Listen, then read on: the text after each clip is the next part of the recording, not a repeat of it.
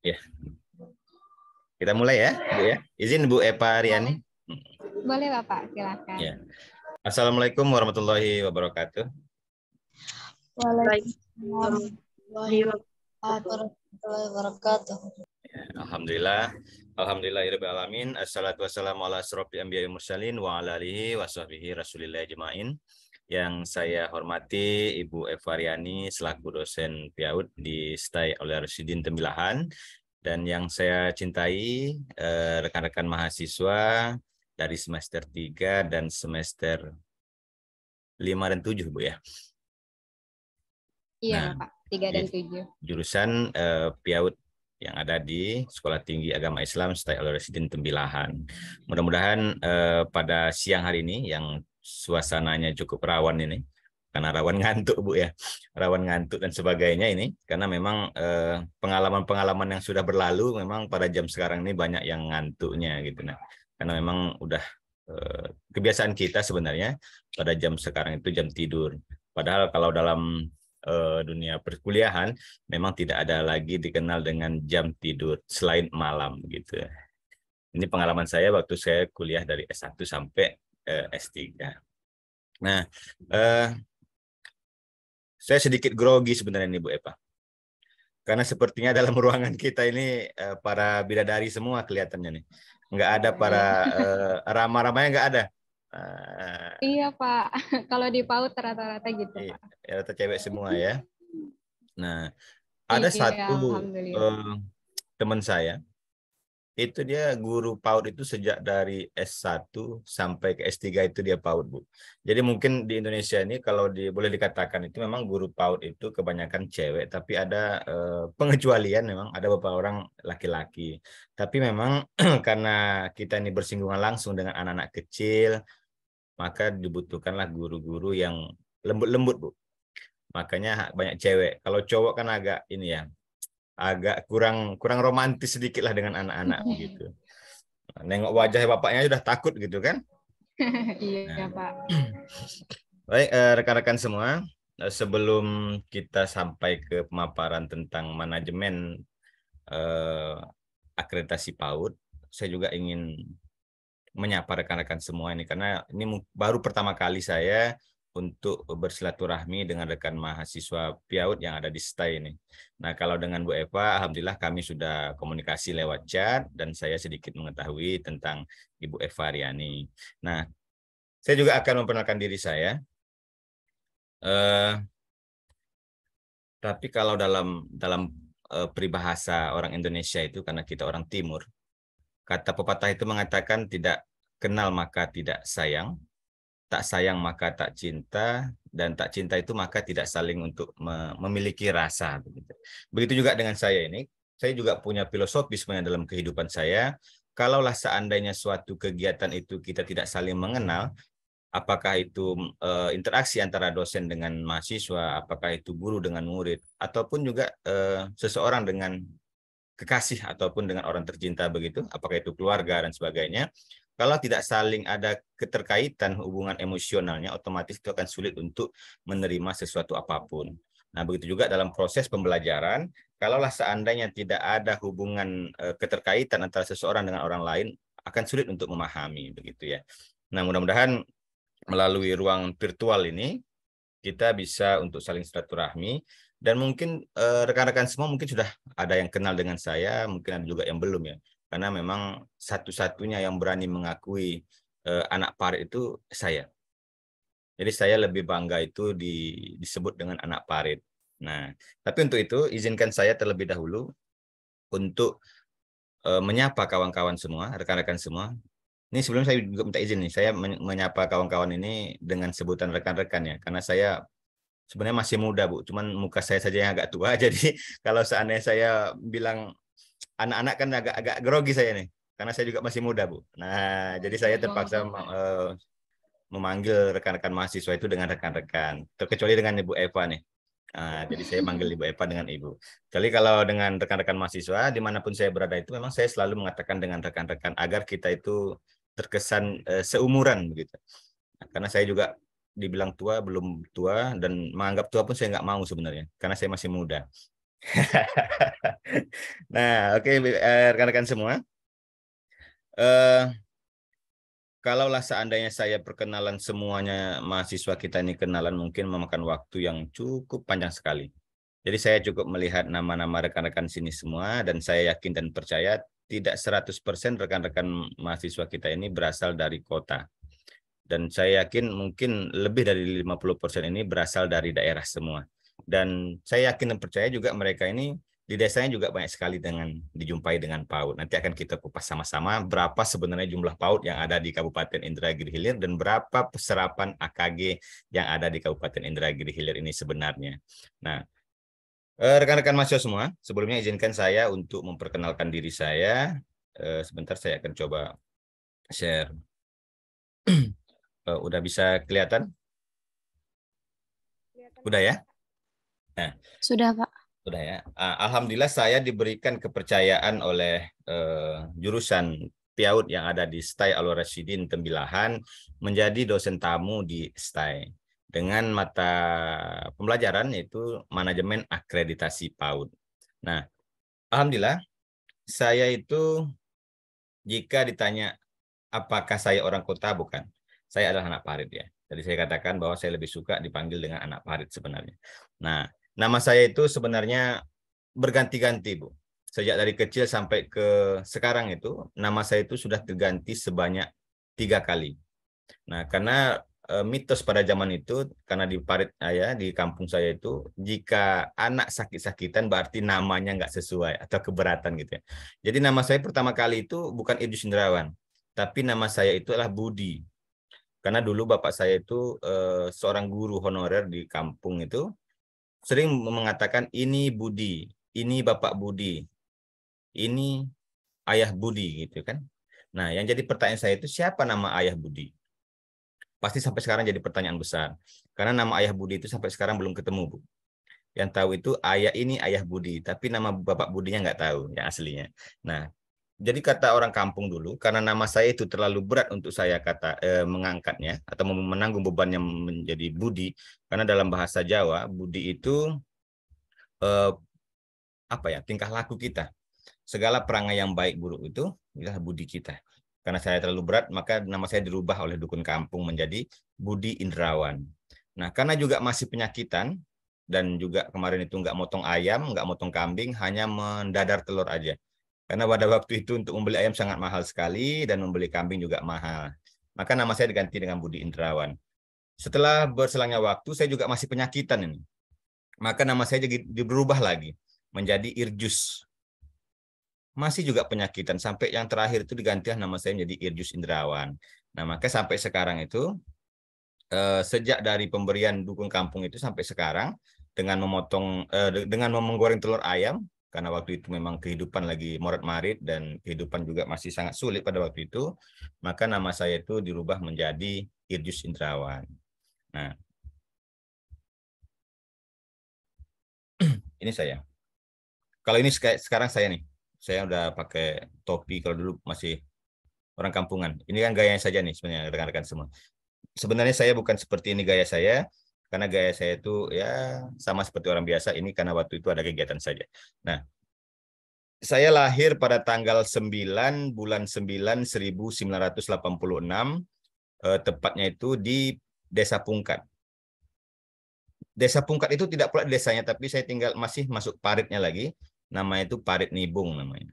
Nah, alamat saya itu Desa Parit Nibung, Desa Pungkat, Kecamatan Gaung, Kabupaten Indragiri Hilir. Dan sekarang karena saya udah punya istri satu, anak sudah 3, insya Allah nambah lagi. Sekarang saya tinggal di Desa Belantaraya, Kecamatan Gaung, Kabupaten Indragiri Hilir, Provinsi Riau. Jadi nanti suatu saat apabila rekan-rekan semua jalan-jalan ataupun berkunjung ataupun nyasar ke kampung saya, silakan saja nanti mampir ke rumah saya. Rumah saya itu di Pasar Desa Belantaraya itu. Nah, jadi kalau rekan-rekan tanya di mana rumah Irjus Anak Parit, nanti orang pasti tahu. Nah, pekerjaan saya sebenarnya banyak pekerjaan, tapi hanya ini yang saya tampilkan.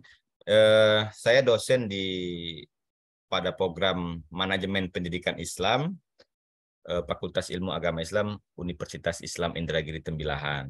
Kemudian saya juga sejak dari tahun 2019 saya diangkat menjadi asesor Ban PAUD dan PNF Provinsi Riau.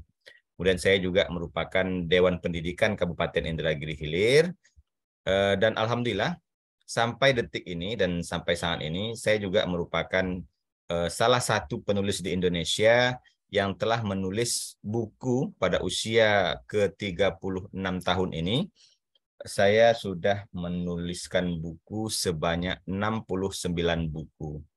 Dan beberapa buku tentang PAUD itu ada sekitar 15 buku tentang PAUD. Nah, selebihnya itu adalah buku pendidikan umum semuanya. Jadi alhamdulillah pada usia muda ini, boleh katakan usia muda, saya termasuk salah satu penulis apa ya? Bukan terfavorit, teraktif gitu ya, teraktif dan terbanyak di Kabupaten Indragiri Hilir.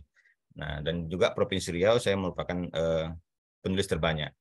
Dan saya juga selain menulis buku, saya juga aktif di menulis buku di jurnal internasional dan jurnal nasional.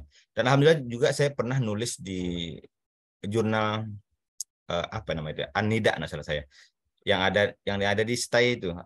Lupa saya namanya. Saya juga pernah nulis tentang PAUD, tentang akreditasi PAUD yang ada di jurnal di jurusan program studi PAUD STAI. Nah, ini jenjang pendidikan saya. Jenjang pendidikan saya itu saya SD itu di SDN 051 Desa Pungkat Kecamatan Gaung. Kemudian SMP di SMPN 2 Gaung, Belantaraya. Kemudian saya alumni dari MAN 03 Tembilahan pada tahun 2004. Jadi saya alumni MAN Tembilahan pada tahun 2004. Sekarang udah MAN itu sudah berubah menjadi MAN 01 nggak salah saya. Kalau pada zaman saya dulu namanya MAN 039 Tembilahan. Kemudian S1 saya pada program jurusan Pendidikan Agama Islam pada Fakultas Tarbiyah. Nah, kemudian S2 saya itu saya selesaikan di program Pascasarjana UIN Suska Riau dengan konsentrasi Pendidikan Islam. Dan sedangkan S3 saya selesaikan di program Pascasarjana UIN STS Jambi. Nah, jadi ini jenjang pendidikan saya. Mungkin rekan-rekan semua bertanya begitu ya, mengapa pada saat di flyer atas gelar saya terlalu panjang sekali begitu. Seperti ini. Ini kan banyak sekali nih. Ada CTPSA, CPS, CMT, CH, CHT, CSMT ini. Ini merupakan gelar non akademik saya. Jadi gelar non akademik ini saya peroleh melalui kegiatan pelatihan. Jadi ada sebuah lembaga yang ada di Indonesia ini yang mengadakan pelatihan untuk peningkatan kompetensi sebenarnya. Dan itu bisa digunakan, gelarnya bisa digunakan untuk kegiatan non-akademik. Tapi kalau dalam kegiatan akademik, maka gelar itu tidak bisa digunakan. Jadi ini makanya saya kecilkan ini. Jadi kalau kegiatan pelatihan, seminar, dan sebagainya, saya sering menggunakan gelar-gelar ini. Karena selain ini, selain dosen juga saya sering mengadakan pelatihan-pelatihan, seminar tentang pendidikan, tentang buat buku, penulisan, dan sebagainya. Nah, inilah profil singkat saya sebenarnya. Walaupun nama saya itu Irjus Indrawan, yang alhamdulillah pada saat ini bergelar doktor, tapi itu bukan merupakan suatu kebanggaan bagi saya. Saya itu lebih suka dengan kehidupan yang apa adanya, dan saya tidak ingin melupakan kehidupan masa lalu saya, maka saya itu lebih suka kalau rekan-rekan saya, sahabat-sahabat saya itu memanggil saya itu dengan Irjus Anak Parit. Nah, makanya setiap kegiatan saya, apakah itu di media sosial dan sebagainya, saya selalu mengatakan Irjus Anak Parit. Dulu, ini saya berkisah dulu, kita sebelum sampai ke sana, mereka orang-orang Tembilahan ini yang dikenal dengan kota negeri 1000 parit, mereka sangat malu sekali untuk mengakui bahwa mereka itu tinggal di parit. Nah, bahkan sampai-sampai kalau dikatakan dengan misalnya Nurjanah orang parit, itu pasti akan marah begitu ya. Nah, juga saya seperti itu dulunya. Kalau seandainya Irjus apalah Irjus orang parit gitu kan, anak parit gitu. Justru itu yang membuat saya dulu pada awalnya saya merasa minder dengan kawan-kawan yang ada di kota. Nah, ini terjadi pada saat saya di MAN 03 Timbelahan, karena saya merantau ke Timbelahan ini, anak kos pada waktu itu. Nah, jadi kawan-kawan rata-rata mengatakan kalau tinggal di Parit itulah cemoohan atau ejaan. Padahal mayoritas penduduk yang ada di Inhil ini rata-rata anak Parit semua. Apakah Parit 10, Parit 11 ini kota Timbelahan tetap anak Parit namanya begitu kan. Nah, saya juga punya inisiatif sebenarnya, makanya saya ingin mengangkat marwah anak Parit itu. Saya ingin membuktikan bahwa anak Parit itu juga bisa bersaing dengan orang kota. Anak Parit juga walaupun terbatas dengan sarana dan prasarana, informasi dan sebagainya dibandingkan dengan anak kota, tapi anak Parit juga bisa untuk bersaing dengan mereka yang ada di kota. Makanya saya lebih tertarik, setiap kegiatan itu saya menganggap diri saya adalah anak Parit. Maka dalam sosial media saya, silakan nanti kalau rekan-rekan semua untuk berkonsultasi ataupun untuk mengetahui saya lebih jauh, silakan di sini ada flyer saya telah saya buatkan, email saya juga ada, WA saya. Saya juga aktif sebenarnya di media sosial. Saya punya YouTube, punya Instagram, punya TikTok dan sebagainya. Karena saya masih muda, Bu. Jadi saya masih muda dan masih termasuk generasi zero lah. Nah, saya juga pernah nulis buku tentang generasi Z itu. Jadi saya masih termasuk kepada generasi 80-an. Makanya saya lebih suka dengan media sosial. Nah, jadi silakan saja nanti rekan-rekan semua, jika ada suatu saat misalnya mau konsultasi dan sebagainya, atau ingin tukar pikiran dan sebagainya, silakan saja. Saya selalu terbuka dan alhamdulillah juga WA saya itu tidak pernah mati, terkecuali baterainya habis. Saya nonstop, Bu. Nah, itu perkenalan singkat saya tentang saya Irjus anak Parit. Nah, jadi silakan saja nanti kalau rekan-rekan ingin mengetahui saya lebih dalam, silakan. Saya rasa itu saja perkenalan singkat saya tentang Irjus anak Parit. Jika ada yang bertanya tentang siapa saya sebenarnya, silakan. Jika tidak ada, kita lanjut ke materi.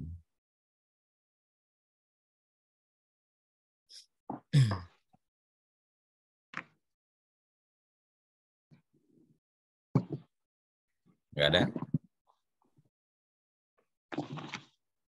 Tahu udah pas? Pas ya? Cukup?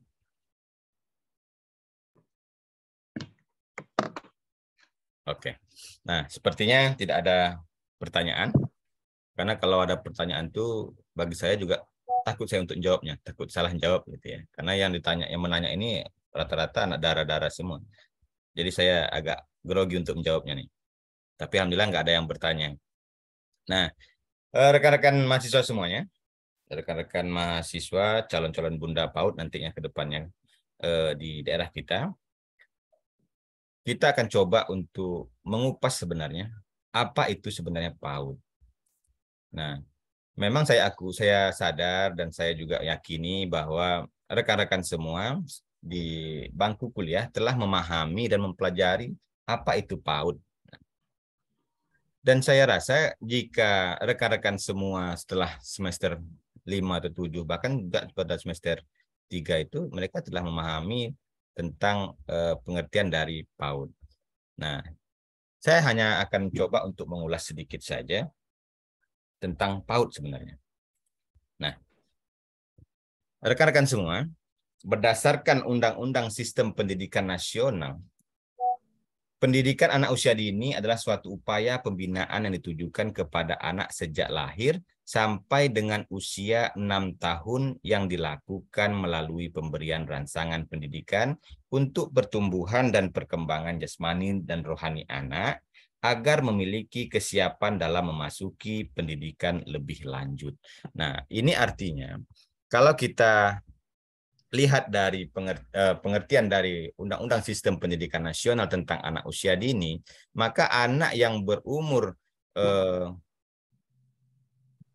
tahun sampai 6 tahun itu merupakan anak yang memiliki golden age atau memiliki emas ya, keemasan anak ini.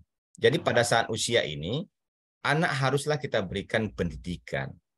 Nah, salah satu cara untuk melaksanakan pendidikan kepada anak usia dini adalah melalui PAUD atau pendidikan anak usia dini.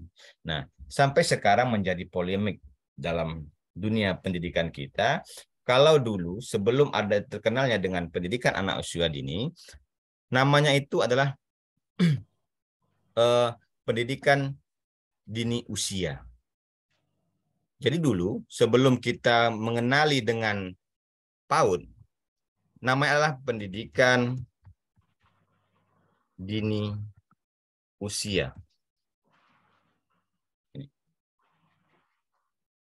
Nah, mungkin rekan-rekan semua agak asing juga kalau kita lihat dari kosakata tentang pendidikan anak usia pada zaman dulu, pendidikan dini usia ini memang agak aneh, agak canggung kita mendengarnya.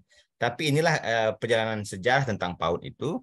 Sebelum adanya pendidikan anak usia dini, nama itu adalah pendidikan dini usia.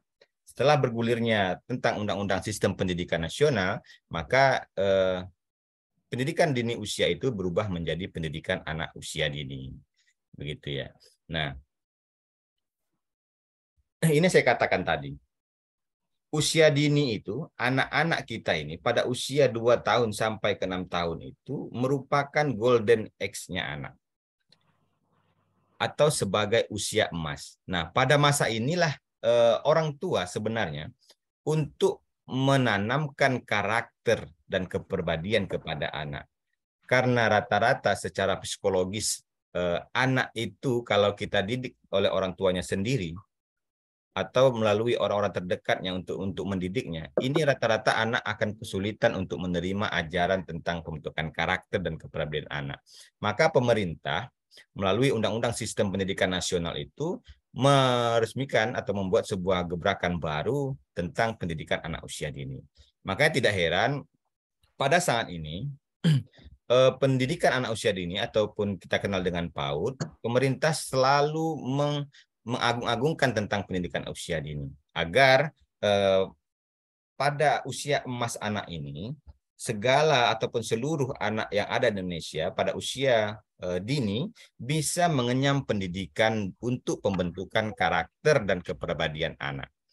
Nah, inilah makanya pemerintah, apakah itu pemerintah pusat, pemerintah daerah, bahkan pemerintahan kabupaten selalu berupaya untuk meningkatkan lembaga-lembaga pendidikan anak usia dini.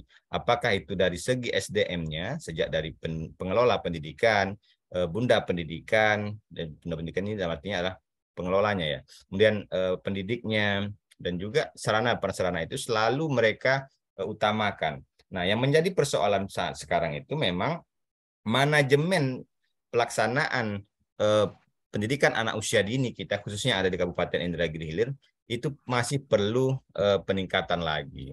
Nah, ini ada beberapa faktor sebenarnya yang harus nanti akan kita bahas sama-sama dan mudah-mudahan waktu kita cukup ini Bu Eva.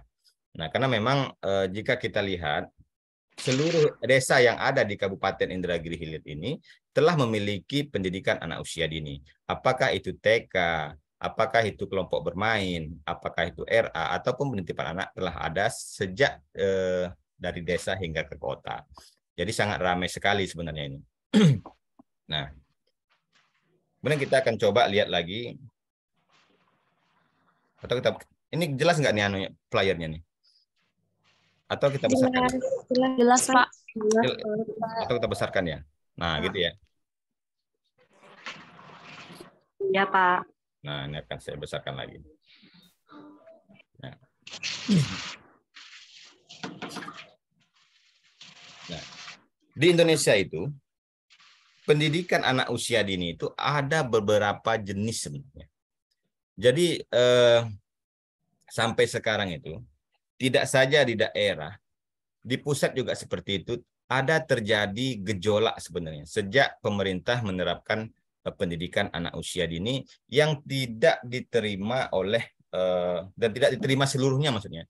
Tidak diterima seluruhnya informasi oleh tenaga pendidik dan tenaga pendidikan yang ada di Indonesia tentang PAUD ini.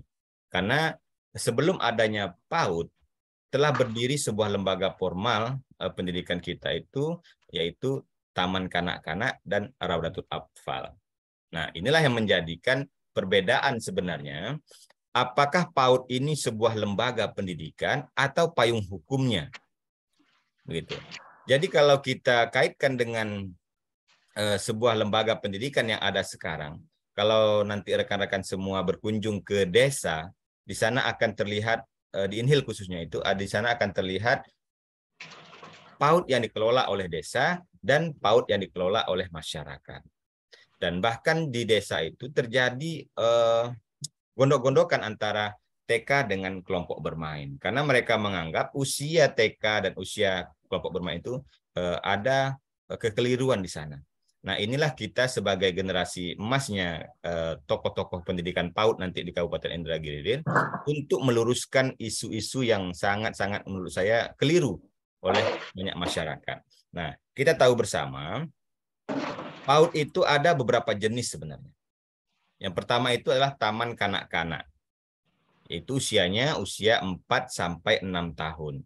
Nah, taman kanak-kanak ini merupakan lembaga PAUD yang formal. Mengapa dikatakan formal? Karena memang pada waktu itu taman kanak-kanak ini sudah memiliki sistem sejak dari kurikulumnya, kemudian tenaga pendidik dan sebagainya itu telah diatur oleh undang-undang tersendiri. Nah, kemudian ada lagi namanya Raudatul Aftal. Ini ada kesalahan. Nah, Raudatul Aftal ini merupakan juga lembaga pendidikan yang formal. Ini di bawah Kementerian Agama. Sementara kalau Taman Kanak-kanak itu berada di bawah Kemendikbud dan Raudatul Aftal ini berada di bawah Kementerian Agama. Nah, yang ketiga adalah kelompok bermain. Nah, kelompok bermain ini usianya adalah 2 sampai 4 tahun. Kemudian ada lagi namanya tempat penitipan anak sejak dari usia sampai 6 tahun. Nah, yang terakhir itu adalah satuan PAUD sejenis SPS. Nah, layanannya ini yang membedakan satuan PAUD sejenis SPS dengan taman kanak-kanak, Raudatul Aftal, kelompok bermain, kemudian tempat pendidikan anak adalah layanan minimal yang hanya dilakukan 1 sampai 2 kali dalam 1 minggu. Atau merupakan layanan PAUD yang diintegrasikan dengan program layanan lain. Nah, sedangkan pesertanya itu berumur antara umur 2 tahun sampai 4 tahun. Nah, kalau kita lihat fenomena yang ada sekarang khususnya di Kabupaten Indragiri Hilir ini, antara taman kanak-kanak dengan kelompok bermain ini terjadi selisih paham sebenarnya. Karena di desa, karena ada program Satu Desa Satu PAUD pada waktu sekarang ini, yang dicanangkan oleh Bupati kita itu, ada terjadi semacam miskomunikasi antara PAUD dengan taman kanak-kanak. Mereka beranggapan bahwa taman kanak-kanak dengan PAUD itu, dengan kelompok bermain itu berbeda. Jadi mereka beranggapan PAUD itu adalah sebuah lembaga tersendiri. Padahal secara undang-undangnya, PAUD itu merupakan payung hukumnya. Nah, PAUD itu membawahi atau menaungi beberapa lembaga pendidikan. Sejak dari taman kanak-kanak, Raudatul Aftal, kemudian kelompok bermain, tempat penitipan anak, dan SPS. Nah, ini yang perlu kita luruskan nanti rekan-rekan semua kepada para pendidik ataupun masyarakat yang ada di daerah. Jadi kita ini sebenarnya salah kaprah dalam pemahaman PAUD sebenarnya. Karena PAUD itu bukanlah berdiri sendiri. PAUD itu merupakan payung daripada 5 lembaga ini. Jadi kita itu, apakah itu TK, apakah itu RA, apakah itu KB, kemudian apakah itu TPA, ataupun SPS, itu merupakan PAUD. Hanya saja beda jenis kegiatannya. Nah, kalau taman kanak-kanak berusia 4 sampai 6 tahun. Kemudian kelompok bermain 2 sampai 4 tahun. Jadi sebenarnya dari kelompok bermain ini selanjutnya nanti barulah dia bisa masuk ke taman kanak-kanak atau dia bisa juga masuk nanti kepada Raudatul Aftal. Jadi ada jenjangnya sebenarnya. Jadi selama ini yang saya perhatikan sejak saya turun ke daerah-daerah, mereka beranggapan TK kelompok bermain TK itu bukanlah PAUD. Nah, padahal itu salah. Karena TK berada di bawah PAUD. Jadi PAUD itu merupakan payungnya, payung besarnya. Nah, begitu sahabat-sahabat semua. Ini nanti silakan kita luruskan sama-sama. Nah, perkembangan PAUD itu yang ada di negara kita, di Indonesia ini, tercatat sebanyak 233.646 satuan pendidikan anak usia dini. Nah, ini berdasarkan saya ambil kutip dari laman kemendikbud.go.id ya. Nah, TK dan RA itu sebanyak 123.705 satuan, kelompok bermain sebanyak 84.716 satuan, tempat penitipan anak sebanyak 2.950 satuan, dan SPS sebanyak 22.273 satuan. Nah, ini kan merupakan sebuah peluang untuk kita sebenarnya. Makanya berbahagialah para mahasiswa yang mengambil jurusan PIAUD yang ada di STAI ini, karena memang peluang untuk kegiatan, apakah kita menjadi gurunya, apakah kita nanti sebagai pengelolanya, tapi saya berharap kepada rekan-rekan mahasiswa yang ada di ruangan ini khususnya, kita tidak lagi menjadi guru, tapi kita menjadi pemiliknya. Begitu. Nah, karena selain kita bisa menjadi guru, kita juga bisa menjadi sebagai owner dari sebuah lembaga pendidikan. Apakah di TK, apakah RA, apakah KB, atau TPA, atau menjadi kolektif semua di sini satu kesatuan. Nah, dari keseluruhan data jumlah PAUD tersebut, sebanyak 4.669 atau sekitar 2% lembaga pendidikan PAUD yang ada di Indonesia ini itu dikelola oleh pemerintah. Nah, jadi sangat sedikit sekali sebenarnya. Hanya 2% dari 100% yang diselenggarakan oleh makanya ada TK negeri atau RA yang diakui oleh negara. Makanya hanya sekitar 2% saja. Nah, selebihnya 98% itu dikelola oleh masyarakat. Apakah dalam bentuk yayasan, apakah sifatnya perorangan, ataupun sifatnya itu warga masyarakat biasa saja yang melaksanakan. Jadi sahabat-sahabat semua, karena pemerintah kita saat ini telah mengakui dan sebentar lagi, insya Allah tahun 2023 disahkan undang-undang tentang pendidikan anak usia dini, otomatis status dari guru, pendidik, kemudian pengelola pendidikan anak usia dini yang ada di kabupaten, apakah itu KB, apakah itu TK, apakah itu RA, kemudian apakah itu SPS, semuanya akan diakui. Nah, kalau sekarang ini yang diakui oleh negara dan bisa mengikuti sertifikasi guru hanya berada di bawah TK ataupun RA. Sementara yang KB, yang kita dengar sebagai PAUD itu, padahal KB dan TPA itu, masih tidak bisa untuk melaksanakan akreditasi. Otomatis sangat kesian sekali. Nah, menurut saya kalau seandainya guru PAUD tidak bisa diakreditasi kan sayang. Atau itu sertifikasi maksud saya, tidak bisa ikut sertifikasi dan sebagainya. Itu kan sangat sayang sekali. Makanya pemerintah mengesahkan undang-undang terbaru tentang pendidikan anak usia dini dan insya Allah akan disahkan atau diterapkan itu pada tahun 2023. Segala pendidik dan tenaga kependidikan itu sama statusnya dengan pendidikan formal. Nah, ini merupakan suatu gebrakan terbaru dari Mas Menteri kita itu, segala pendidikan anak usia dini disamakan menjadi statusnya menjadi pendidikan formal. Nah, ini merupakan angin segar kepada calon-calon para pendidik, calon-calon para pengelola dan owner pendidikan anak usia dini yang ada di STAI ini. Makanya jangan berkecil hati untuk menjadi seorang pendidik. Nah, karena kalau sudah menjadi guru pendidik itu, menjadi pendidik anak usia dini sangat nyaman sekali, apalagi sekarang sudah diakui oleh pemerintah dan akan diterapkan pada tahun 2003, lembaga pendidikan anak usia dini itu menjadi pendidikan formal. Nah, kemudian kita akan melihat perkembangan pendidikan anak usia dini di Kabupaten Indragiri Hilir.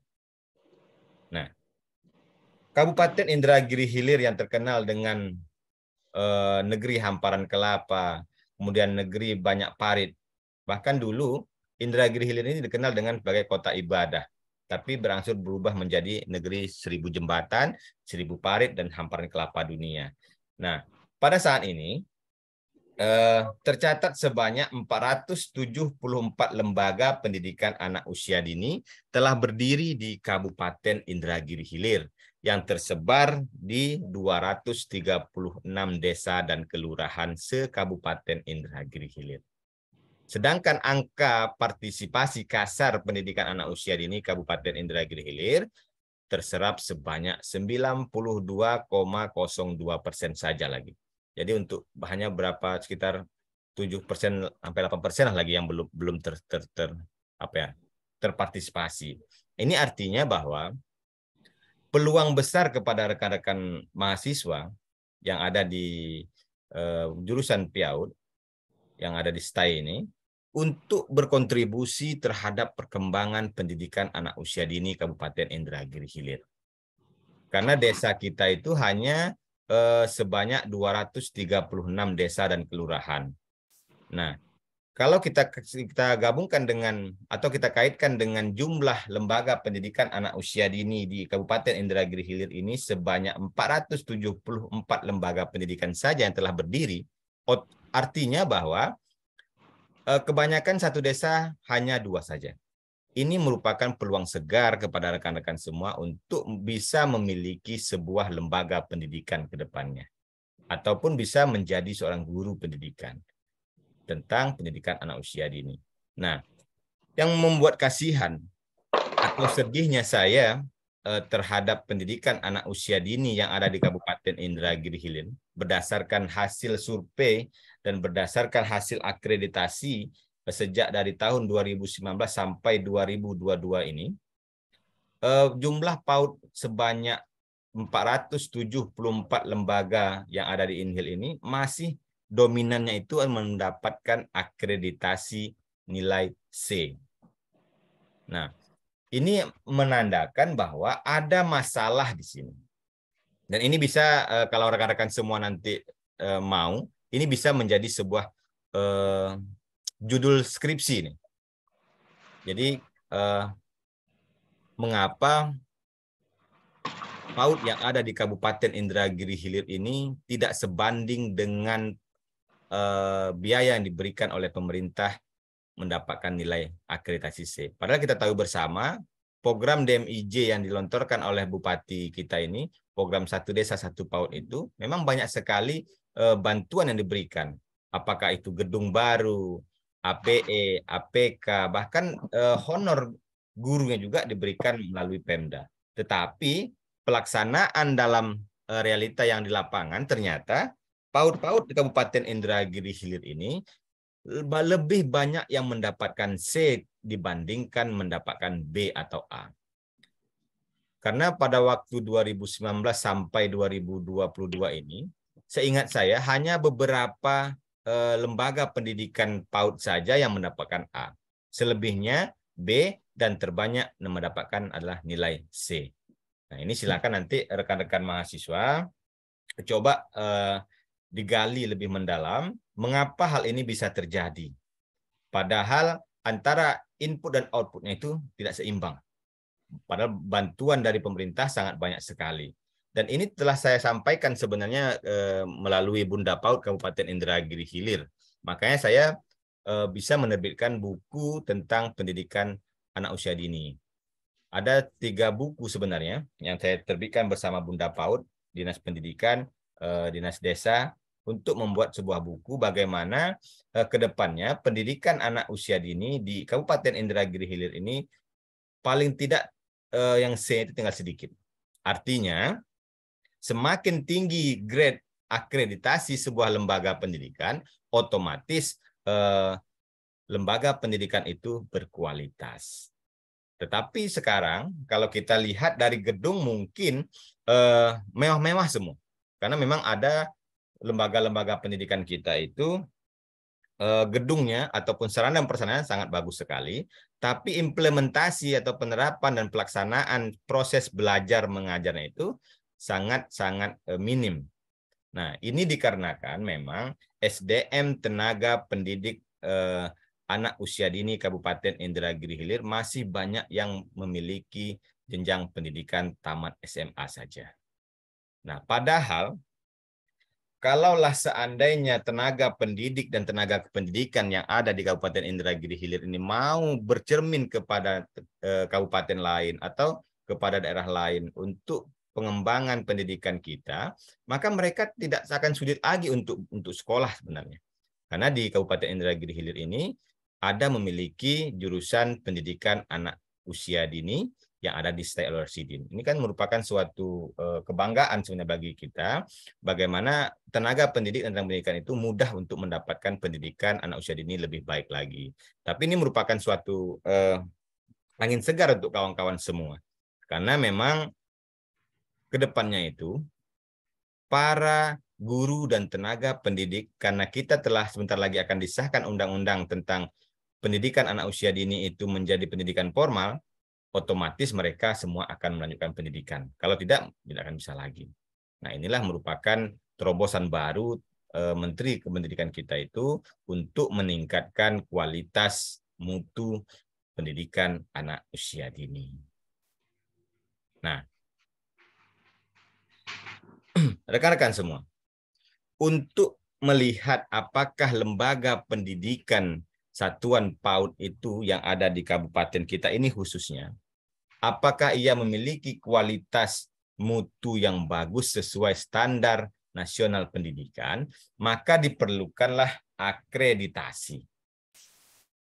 Nah, akreditasi itu merupakan suatu kegiatan yang dilakukan oleh badan yang berwenang untuk menentukan sebuah kelayakan program, baik dalam pendidikan formal maupun pendidikan non-formal sesuai dengan kriteria yang sudah tentukan, yang dilakukan secara objektif, adil, transparan, dan komprehensif dengan menggunakan instrumen penilaian akreditasi BAN, PAUD, dan PNF yang mengacu kepada standar nasional pendidikan.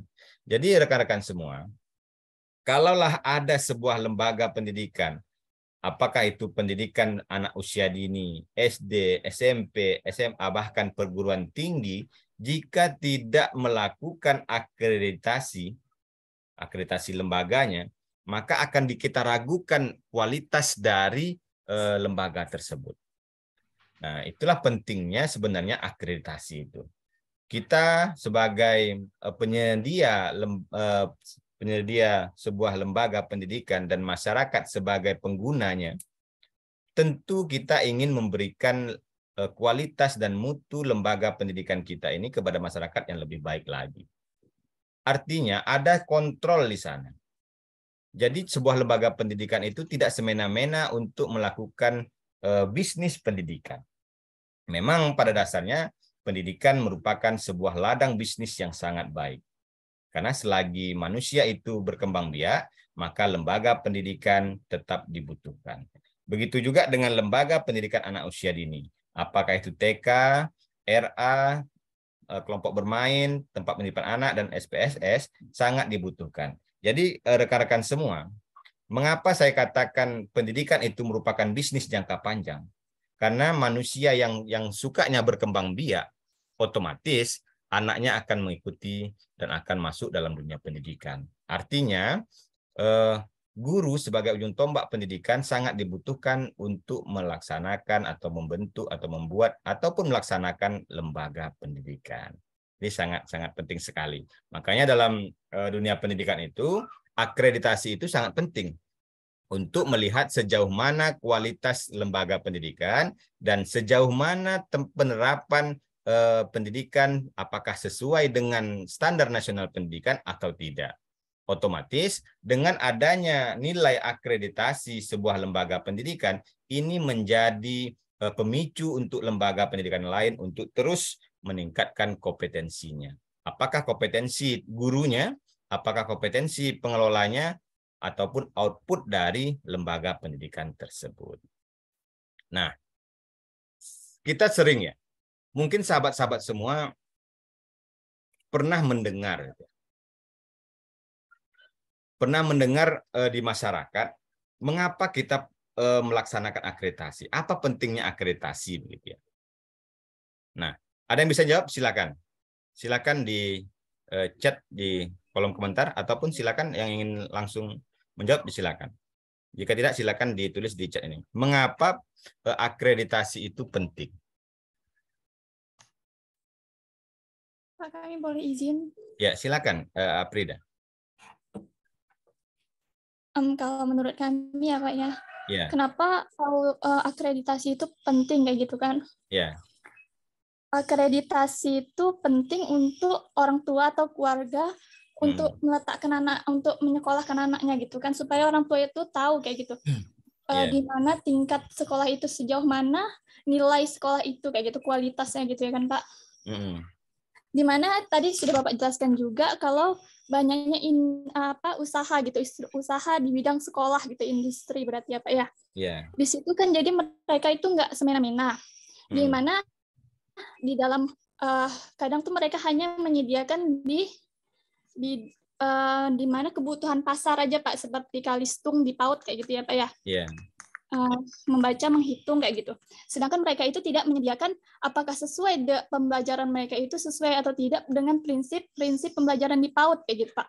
Jadi ya disitulah kita pentingnya akreditasi itu, sehingga usaha di bidang industri PAUD itu tidak semena-mena gitu Pak. Jadi sesuai dengan prinsip-prinsip pembelajaran di PAUD kayak gitu. Tidak hanya di usaha yang dibutuhkan oleh pasar aja kayak gitu Pak. Terima kasih Pak. Sehingga ya itu Pak. Jadi supaya keluarga itu, orang tua itu bisa menitipkan anaknya itu yang sesuai gitu Pak. Dia bisa mengetahui kualitas kayak gitu. Oke. Nah, ada lagi yang mau menjawab? Izin menjawab, Pak. Ya, silakan Sophia Nurhakia. Ya, baik Pak. Sebelumnya perkenalkan, nama saya Sophia Nurhakia. Saya dari Prodi PIAUD 3A. Nah, menurut saya adalah mengapa akreditasi itu diperlukan? Karena dengan adanya akreditasi, kita sebagai orang tua ataupun wali murid nantinya tahu gitu bagaimana kualitas suatu pendidikan yang ada di sekolah tersebut. Nah, kemudian kan Pak, kalau akreditasi ini kan tidak hanya dilakukan satu kali saja gitu, tapi terus berulang-ulang. Nah, dari situ kita bisa mengetahui apakah suatu lembaga pendidikan itu mengalami peningkatan, penurunan, atau tetap. Terima kasih, Pak. Iya, ya. Terima kasih, Sophia. Ada lagi satu orang lagi? Mengapa akreditasi itu penting untuk dilaksanakan? Ya, silakan. Ada yang lagi?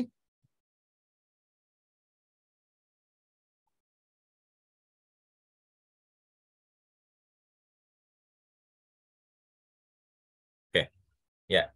Terima kasih kepada yang menjawab pertanyaan tadi. Tadi saya tanyakan mengapa akreditasi itu penting untuk dilaksanakan. Nah, kalaulah seandainya pendidikan kita ini didiskriminasi, artinya pendidikan kita tidak sesuai lagi dengan tujuan pendidikan nasional kita, otomatis pendidikan kita ini akan semena-mena untuk melaksanakan kegiatannya. Artinya, lembaga pendidikan hanya akan mendapatkan keuntungan saja, sementara siswanya tidak mendapatkan apa-apa. Dan orang tua pun juga akan kecewa. Nah, makanya dalam masyarakat kita, bahkan yang lebih miris itu, ada juga lembaga pendidikan PAUD, apakah itu TK, KBRA, dan sebagainya itu, menganggap akreditasi itu tidak penting. Nah, padahal itu sangat terbalik ya. Padahal akreditasi itu sangat penting sekali untuk sebuah lembaga pendidikan. Nah, akreditasi itu sangat penting karena semua pihak berkepentingan dengan akreditasi sesuai dengan konteks kebutuhan masing-masing. Apakah konteksnya nanti adalah masyarakat? Apakah konteksnya dari lembaga pendidikan? Apakah nanti konteksnya itu pemerintah? Jadi semuanya itu sangat membutuhkan akreditasi. Kepentingannya itu sangat sama sebenarnya, yaitu peningkatan mutu ataupun kualitas lembaga pendidikan. Karena pendidikan yang berkualitas atau pendidikan yang bermutu diharapkan untuk menghasilkan generasi dan pemimpin masa depan yang berkualitas. Sehingga dengan demikian, akan membawa Indonesia ini ke pintu gerbang kemajuan di segala bidang. Karena memang karena anak usia dini itu merupakan golden age-nya anak-anak untuk menanamkan karakter, maka lembaga pendidikan anak usia dini itu haruslah diakreditasi. Tapi mereka juga banyak masih yang mengatakan, mengapa harus akreditasi? Padahal akreditasi itu sangat penting sekali. Nah, akreditasi itu juga penting bagi lembaga pendidikan. Nah, akreditasi itu pentingnya untuk lembaga pendidikan adalah untuk mengetahui sejauh mana lembaga pendidikan telah memenuhi kriteria mutu yang telah ditetapkan oleh pemerintah. Karena lembaga pendidikan kita ini bukanlah lembaga komersial yang semena-mena, tetapi sebuah lembaga pendidikan yang memiliki syarat dan ketentuan yang berlaku sesuai dengan Undang-Undang Negara Republik Indonesia. Jadi, akreditasi itu gunanya adalah untuk mengetahui sejauh mana lembaga pendidikan telah memenuhi kriteria yang telah ditetapkan oleh pemerintah. Apakah telah sampai atau belum, atau makan melenceng begitu ya.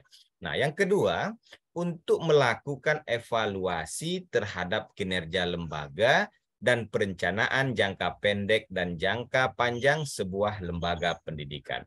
Jadi akreditasi itu merupakan evaluasi sebenarnya. Evaluasi terhadap kinerja pendidik dan tenaga kependidikan. Dan ini bisa menjadi sebuah perencanaan ke depannya. Apakah itu direncanakan dalam jangka pendek atau jangka panjang. Jadi di sini kita akan melihat sejauh mana sebenarnya kinerja dari lembaga pendidikan tersebut. Nah, yang ketiga, sebagai dasar untuk melakukan perbaikan dan peningkatan mutu di masa yang akan datang. Karena kita sebagai pendidik ini, terkadang kita terlena dengan APE dan APK. Sementara dalam sistem pendidikan kita itu sekarang telah berubah. Jika dulu kita akreditasi itu seperti yang dikatakan Bu Eva itu lebih kepada dokumennya atau sarana dan prasarananya, tapi yang pada tahun 2021 sampai 2022 dan bahkan akan selanjutnya nanti, sistem pendidikan kita itu tidak lagi mengutamakan sarana dan prasarana. Tapi mereka itu menjadikan sarana dan prasarana itu hanya sebagai penunjang saja. Yang lebih diutamakan itu adalah bagaimana pendidik dan tenaga kependidikan itu mentransfer pengetahuan kepada anak.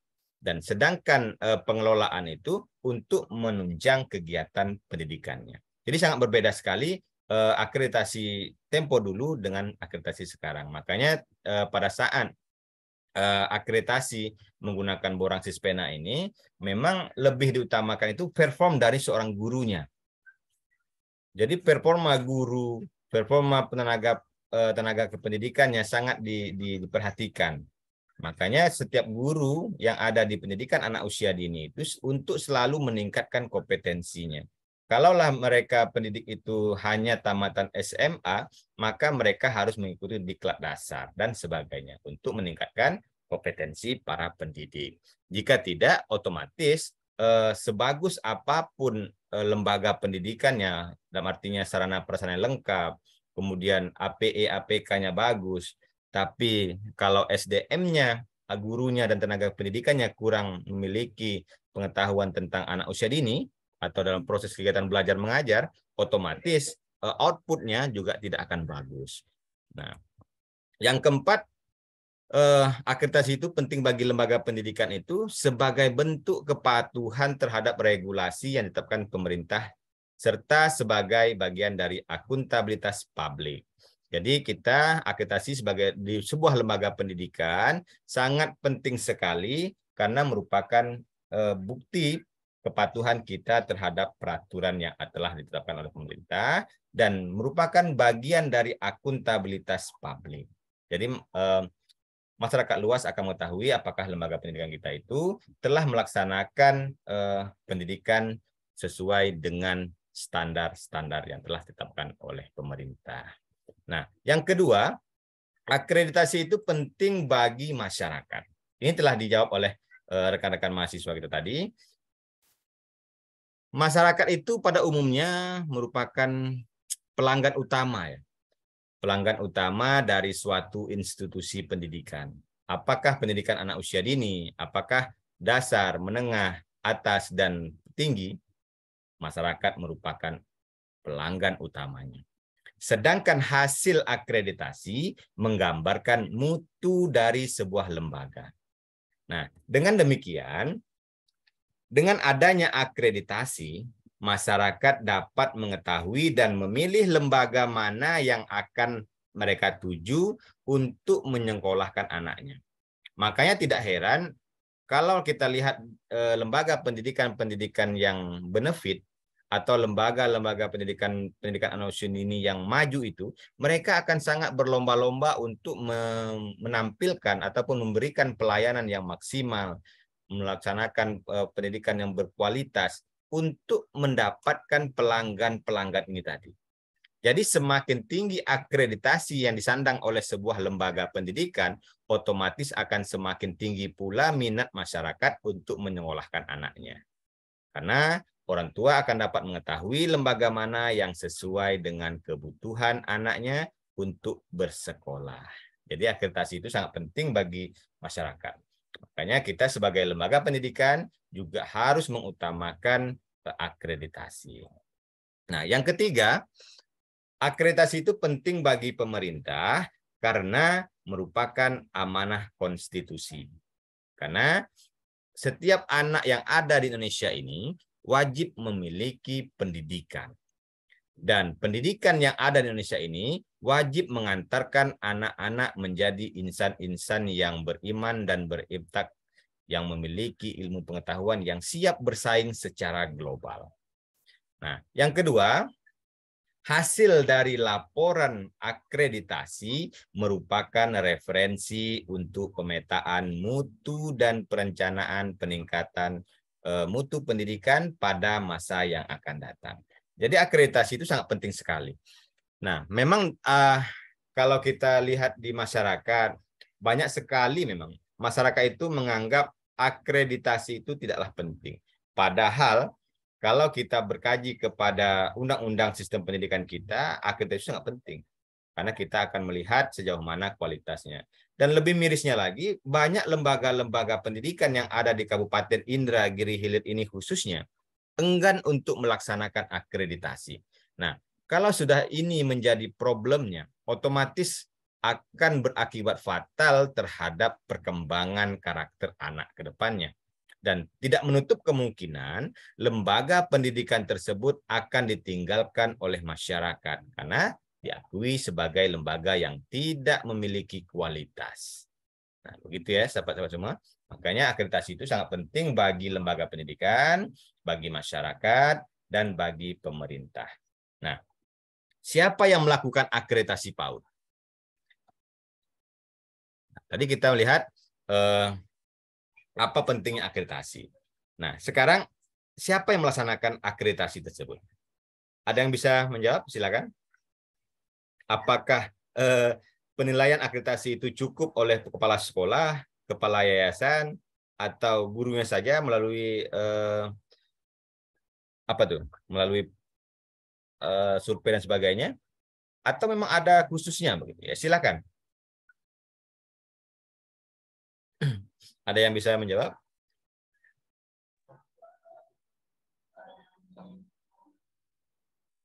Yuk, ada yang bisa jawab? Siapa yang melaksanakan akreditasi ini?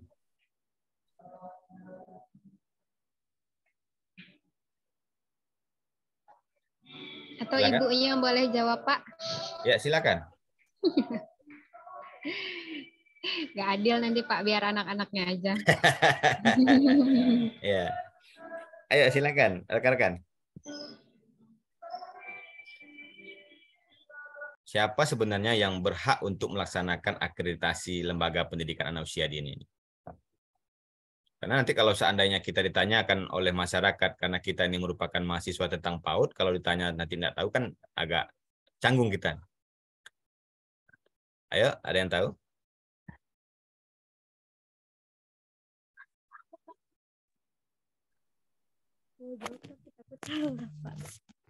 Silakan, Sophia mau jawab? Boleh coba Pak ya, kalau salah mohon maaf. Ya, harus dicoba Sophia. Iya Pak. Mungkin yang melaksanakan itu adalah Badan Akreditasi Nasional. Nah, di mana Badan Akreditasi Nasional ini yang nantinya akan merekrut orang-orang yang yang mempunyai kompetensi untuk melaksanakan akreditasi gitu Pak. Yang menjadi asesor di sekolah-sekolah gitu. Menurut saya seperti itu Pak. Kalau salah mohon maaf. Ya, terima kasih Saudari Sophia. Nah, ada lagi yang ingin menjawab? Silakan. Nah, tadi kita telah bicara akreditasi itu mengapa penting dan beberapa alasan telah kita sampaikan. Nah, kalau telah kita ketahui alasannya, siapa yang akan melaksanakannya gitu? Apakah Bu Epa gitu ya, Bu Epa ya? Atau kepala sekolahnya?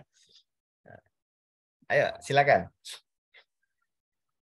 Kita lebih ini ya, lebih santai saja, terbuka saja. Ayo, silakan. Atau cukup? Saya rasa cukup ya. Nah, jadi rekan-rekan semua, apa yang telah disampaikan oleh Sophia tadi memang benar. Yang melaksanakan itu adalah Badan Akreditasi Nasional Pendidikan Anak Usia Dini.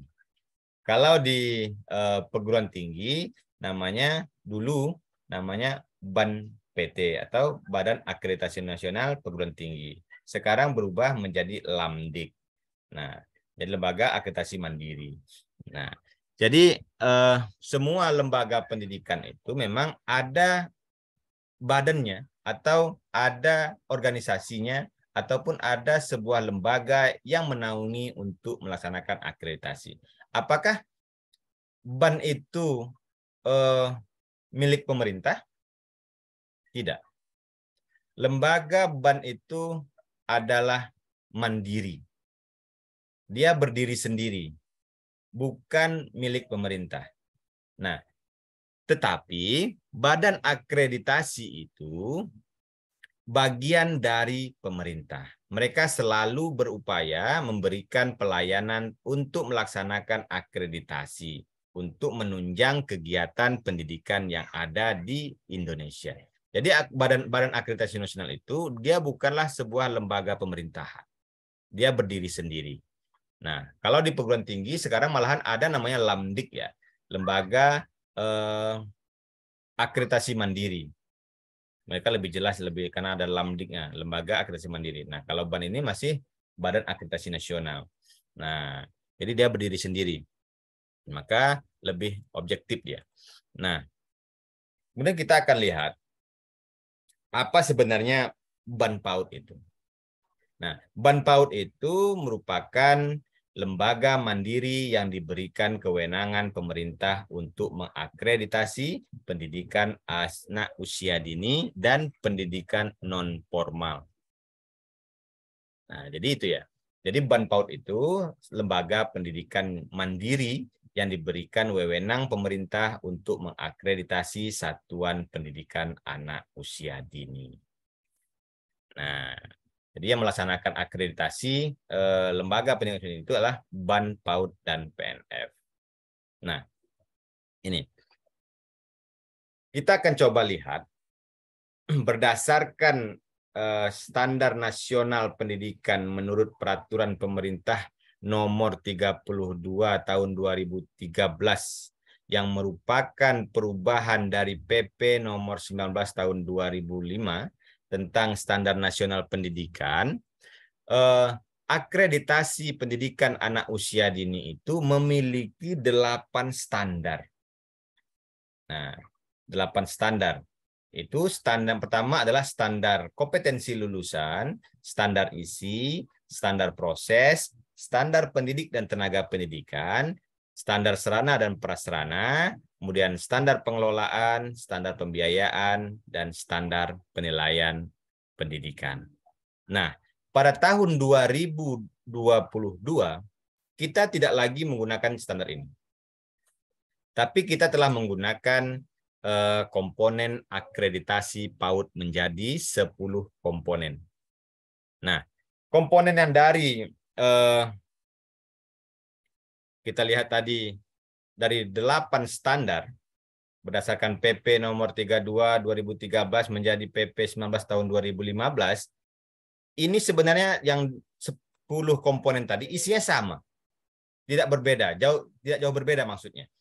Hanya saja ada beberapa hal yang perlu ada pengembangan di sini dan pemisahan. Nah, kita coba akan lihat. Nah, ini 10 komponen itu. Yang komponen pertama itu adalah stimulasi namanya. Jadi stimulasi itu pelaksanaan. Makanya performa guru sebagai pendidik di lembaga pendidikan itu lebih diutamakan daripada sarana dan prasarana. Bagaimana caranya guru menstimulasi kepada anak, apakah itu aspek nilai agama dan moral, apakah itu aspek fisik motorik, kemudian aspek kognitif, aspek bahasa, kemudian sosial emosional, kemudian barulah kita kepada fasilitas. Jika kita lihat dari 10 komponen yang ada di Sispena akreditasi pendidikan anak usia dini, fasilitas itu hanya terdapat di komponen 6, 7. Ya. Nah, ini. Jadi sangat sedikit sekali. 6, 7, dan 8. Selebihnya itu yang ditekankan adalah bagaimana pendidik untuk menstimulasi.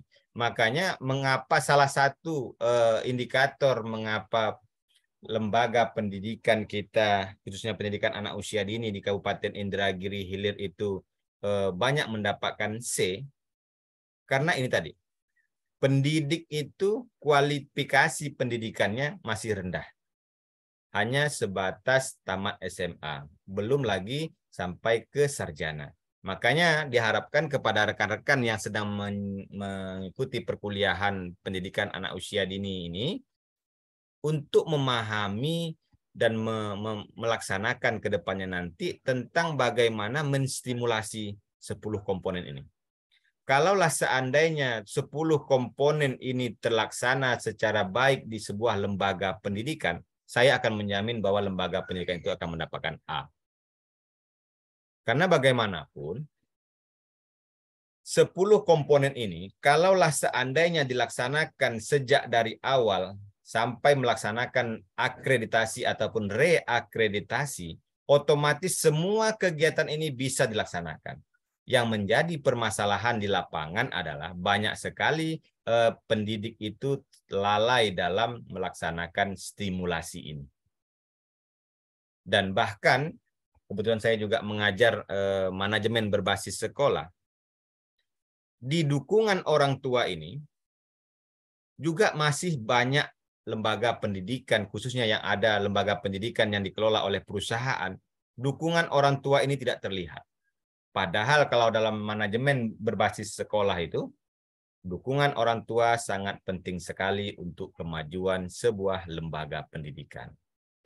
Maka sebenarnya, sahabat-sahabat semua, 10 komponen ini sangat mudah sekali kita laksanakan.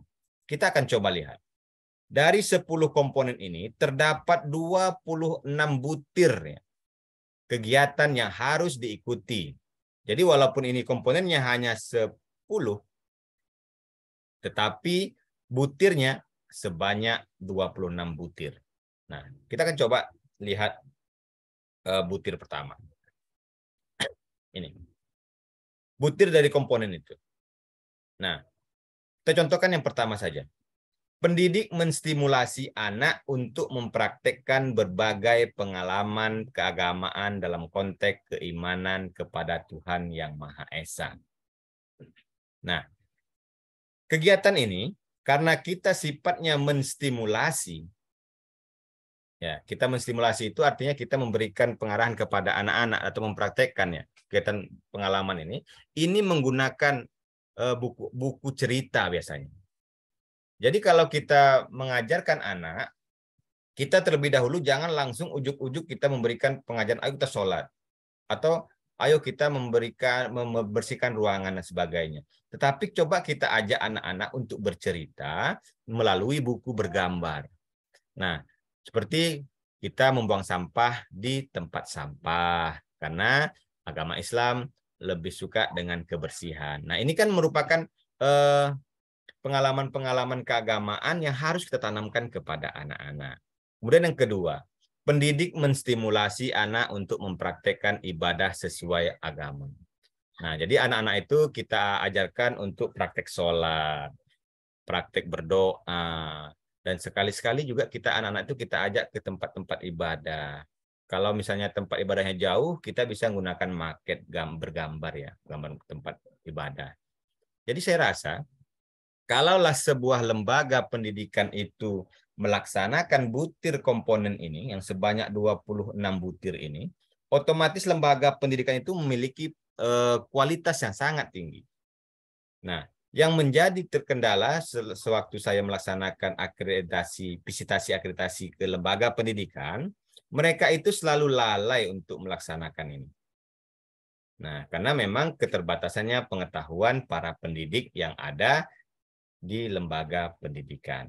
Ini kan sangat disayangkan sekali sebenarnya. Makanya kita sebagai generasi muda yang memiliki pengetahuan tentang pendidikan anak usia dini, kalau ingin sebuah lembaga pendidikan itu memiliki kualitas yang tinggi, maka laksanakanlah manajemen pendidikan anak usia dini berbasis akreditasi.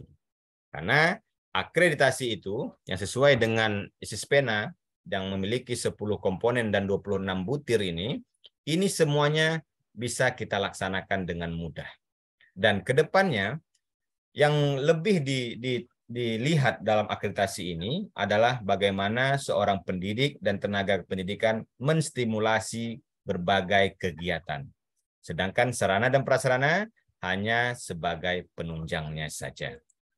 Nah, jadi nanti silakan nanti rekan-rekan pelajari sambil dibaca-baca, nanti saya akan kirimkan PPT saya ini.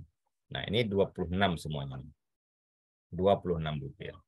Nah, ini bagian dari 10 komponen tadi. Nah, bagaimana kita ingin melaksanakan akreditasi? Nah, mungkin kawan-kawan juga bertanya, apakah akreditasi itu kita ujuk-ujuk langsung akreditasi? Enggak, tetapi ada syarat-syarat tertentu. Nah, yang pertama, lembaga mengajukan permohonan akreditasi kepada BANPAUD dan PNF. Yang kedua, memiliki izin operasional. Yang ketiga, memiliki akte notaris tentang pendirian lembaga pendidikan. Kemudian kalau dia telah melaksanakan akreditasi, minimal lembaga tersebut telah beroperasi selama 2 tahun. Kemudian memiliki NPSN, kemudian adanya sarana dan prasarana yang dibuktikan dengan dokumentasi yang sah. Ini kita lanjutkan ke SISPENA. Nah, syarat khususnya dalam pelaksanaan akreditasi itu, jika lembaga kita ingin diakreditasi, yang pertama peserta didik minimal 10 anak pada saat ajaran terakhir. Kemudian memiliki ijazah untuk pendidik minimal SLTA atau SMA, dan minimal salah satu pendidiknya bersertifikat diklat dasar pendidikan anak usia dini. Jadi, kalaulah sebuah lembaga pendidikan itu, pendidikan anak usia dini tidak memiliki sertifikat dasar tentang pendidikan anak usia dini, maka lembaga pendidikannya jangan diharapkan untuk bisa melaksanakan akreditasi. Nah, gitu. Nah, ini dia tahapan-tahapan akreditasi. Nah, setelah dokumen tadi kita punya semua, maka satuan pendidikan pertama kali itu melakukan pengisian evaluasi diri satuan sebagai prasyarat akreditasi yang dimiliki, yaitu melalui laman SISPENA. Nah, pendaftaran akreditasi dimulai ketika persyaratan EDSPA mulai diunggah oleh lembaga. Kemudian anggota BANPAUD atau sekretariat BANPAUD mulai melakukan visitasi melalui pilihan EDSPA. Selanjutnya, BANPAUD menugaskan asesor untuk melakukan visitasi ke satuan pendidikan. Kemudian BANPAUD menugaskan asesor melakukan validasi pada satuan pendidikan. Nah, asesor visitasi berbeda dengan asesor validasi. Nah, ini harus kita pahami ya, kita bedakan. Asesor visitasi itu adalah asesor yang turun langsung ke lapangan untuk melihat lembaga pendidikan dan melakukan penilaian secara langsung. Jadi visit itu artinya adalah mengunjungi. Jadi asesor yang mengunjungi lembaga pendidikan untuk melihat lembaga pendidikannya. Nah, sedangkan asesor validasi, asesor yang melaksanakan validasi terhadap dokumen yang telah ditemukan oleh asesor visitasi. Jadi berbeda. Walaupun dia sama-sama asesor, tapi kegiatannya yang berbeda. Nah, kemudian selanjutnya Ketua BAN-PAUD dan PNF menandatangani e-sertifikat satuan pendidikan dan sertifikat tersebut dapat didownload di Sispena masing-masing. Jadi selesai sudah. Jadi sangat simpel sekali. Jadi yang pertama itu lembaga pendidikan mengajukan pengisian EDSPA, kemudian lanjutkan dengan visitasi, validasi, dan selanjutnya adalah sidang di BAN-PAUD untuk menetapkan nilai akreditasi sebuah lembaga pendidikan. Selanjutnya barulah terbit sertifikatnya. Nah, apakah kita boleh melakukan banding terhadap hasil keputusan yang diberikan oleh BAN-PAUD terhadap lembaga pendidikan? Kita akan coba lihat. Nah, ini. Jadi sahabat-sahabat semua, jika kita lembaga pendidikan merasa dizalimi oleh hasil yang telah diberikan oleh BAN-PAUD dan PNF, walaupun telah memiliki jenjang sejak dari visitasi, EDSPA, visitasi, validasi, verifikasi, dan sidang, baru keluar hasil. Jika lembaga pendidikan tidak merasa puas dengan hasil yang telah diberikan, maka dia bisa melakukan banding. Nah, ada peraturan-peraturan yang membolehkan banding jika tidak sesuai. Nah, setelah nanti dilakukan banding, maka akan dibongkarlah kembali dokumen-dokumen, semuanya dokumen itu akan dibongkar, dan dicocokkan kembali apakah nilainya bisa berubah atau tidak. Jadi rekan-rekan semua silakan nanti sampaikan kepada masyarakat jika nilai yang diberikan oleh BAN-PAUD dan PNF tidak sesuai dengan yang kita rasakan, karena banyak ego oleh lembaga pendidikan itu, mengapa lembaga pendidikan saya bagus, kemudian semuanya bagus tapi nilainya rendah, ini nanti bisa dilakukan bandingnya. Diajukan kepada BAN-PAUD dan PNF. Nah, menurut saya, jika bangsa ini ingin maju, jika ingin bangsa ini memiliki generasi yang gemilang, maka mantapkanlah pondasi PAUD. Nah, kemudian sebelum dunia ini menggenggam cita-citamu, maka genggamlah dunia terlebih dahulu. Artinya, sebelum kita wafat, maka kita haruslah giat untuk belajar terlebih dahulu. Selain untuk kepentingan dunia dan juga kepentingan untuk di akhirat. Nah, ini saya katakan tadi. Buku-buku yang telah saya orbitkan, diantaranya tentang PAUD, yang saya terbitkan bersama Bunda-Bunda PAUD, Kabupaten Indragiri Hilir. Nah, ini.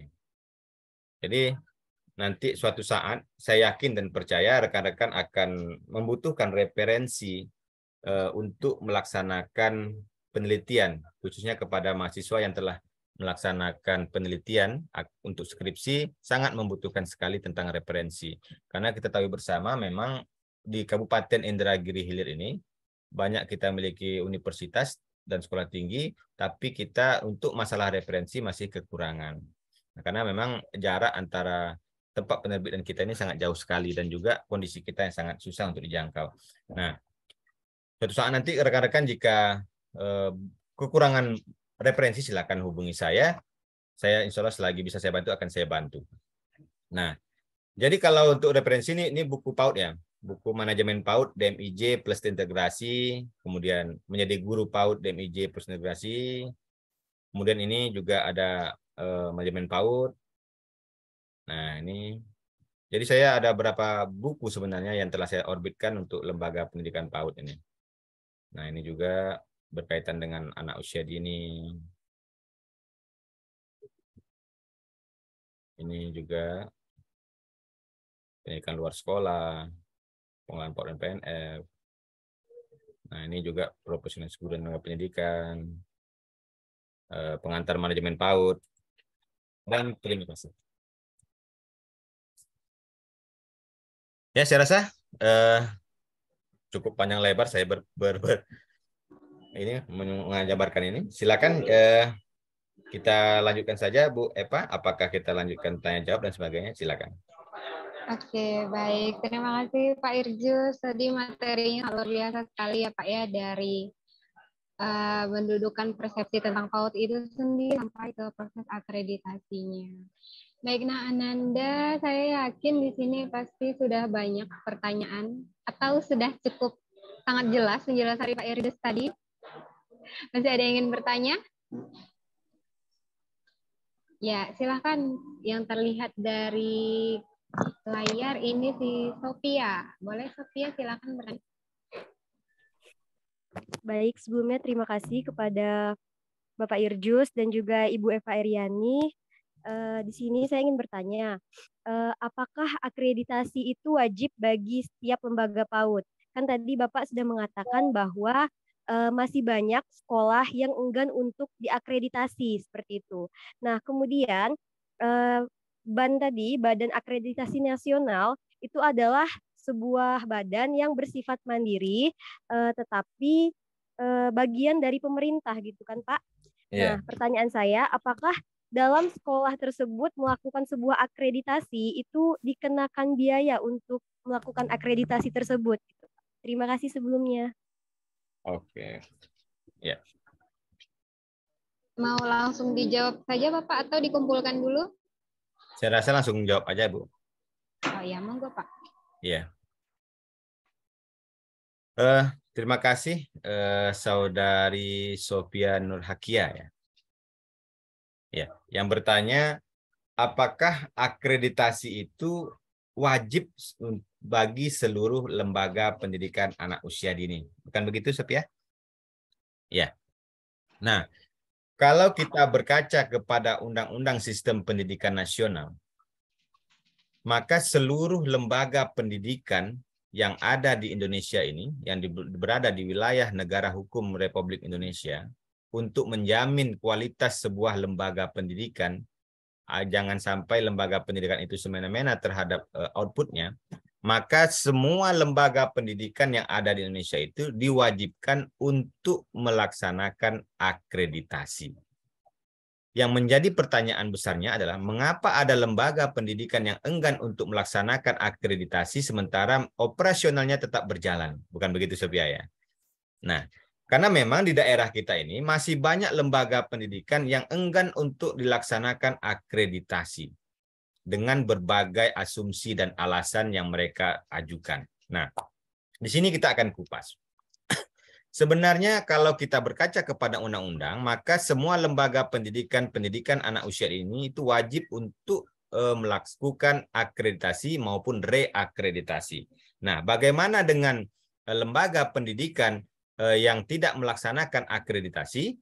Nah, ini sebenarnya adalah problem atau masalah lembaga pendidikannya. Mereka tidak mau mengikuti regulasi yang telah ditetapkan oleh pemerintah. Artinya mereka melawan dan mengabaikan aturan-aturan telah ditetapkan. Nah, tinggal lagi walaupun dia telah tidak melaksanakan akreditasi dan enggan untuk diakreditasi, nah tinggal lagi masyarakatnya bagaimana untuk menyikapinya. Nah, apakah operasionalnya bisa dicabut oleh pemerintah jika tidak diakreditasi? Ya. Jika lembaga pendidikan enggan untuk diakreditasi, maka operasional lembaga pendidikannya dianggap tidak layak, sehingga bisa dicabut izin operasionalnya. Nah, karena ini telah melanggar konstitusi Undang-Undang Pendidikan. Begitu. Nah, timbul pertanyaan baru oleh Sophia Nurhakia. apakah jika kita ingin melaksanakan akreditasi ataupun reakreditasi itu dibayar atau membayar kepada Ban PAUD? Tidak. Jadi untuk akreditasi dan reakreditasi sebuah lembaga pendidikan anak usia dini itu gratis, tidak pakai bayar. Jadi semua kegiatan visitasi yang dilaksanakan oleh asesor turun ke lapangan, ke daerah, itu semuanya telah ditanggung oleh pemerintah. Jadi sejak akomodasi, transportasi, dan uang saku untuk asesor itu telah dibebankan kepada APBN. Jadi lembaga pendidikan tidak perlu lagi membayar lembaga pendidikan. Dan seandainya ada lembaga pendidikan memberikan memberikan uang kepada asesor, ini telah melanggar kepada kode etik asesor. Dan jika ketahuan, itu bisa berakibat fatal. Fatal terhadap lembaga dan juga fatal terhadap asesornya. Jadi memang kalau di Ban PAUD itu, semua kegiatan akreditasi, visitasi yang dilaksanakan oleh asesor itu telah dibebankan kepada APBN. Nah, terus bagaimana lembaga pendidikan kita bisa melaksanakan akreditasi? Mereka hanya mungkin hanya akan dibebankan masalah untuk persiapannya saja. Persiapan untuk menyelesaikan borang, menyelesaikan kegiatan-kegiatan lain. Tetapi pada intinya untuk asesornya itu gratis, tidak dibayar karena mereka telah ditanggung oleh negara. Dan jika ketahuan asesor menerima bayaran dari lembaga, itu akan berakibat fatal. Nah, kemudian timbul pertanyaan baru. Bagaimana Pak kalau seandainya lembaga kita itu namanya asesi ya.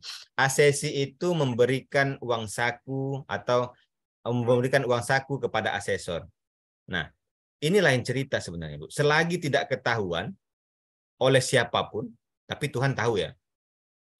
Tidak ketahuan oleh siapapun, itu sah-sah saja. Tetapi kalau seandainya ketahuan, itu bisa dicabut izinnya. Dan akreditasi lembaga bisa tidak dikeluarkan, sementara status asesor bisa dicabut.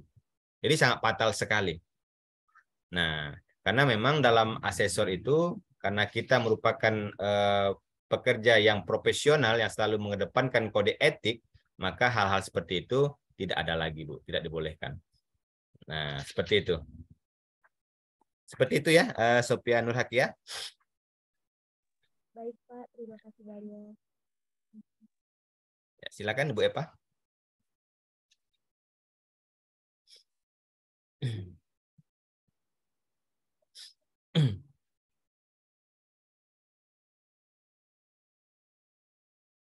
Ya, silakan, Bu Eva. Apakah ada yang tanya lagi? Sorry Pak, mikrofonnya belum saya hidupkan tadi. Oh iya. Baik, iya. Baik, itu ya Sophia tadi sudah sangat jelas penjelasan dari Pak Irjusnya. Selanjutnya, apakah Ananda masih ada yang ingin bertanya? 3A, 3B, semester 7. Siapa? Ada lagi?